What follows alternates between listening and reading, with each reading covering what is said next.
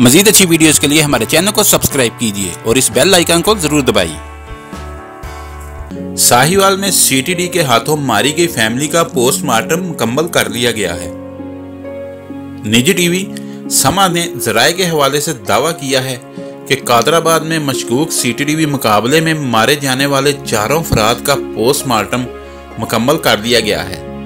इब्तदाई postmortem report के मुताबिक गाड़ी में सवार खानदान के सरबराह हलील को 5 गोलियां सीने और हाथ में लगी, जबकि गाड़ी चलाने वाले जिशान को भी 5 गोलियां मारी गईं। गाड़ी में मौजूद हलील की अहलिया नबीला को 3 जबकि उनकी 13 साला बेटी अरीबा को 6 गोलियां लगी हैं।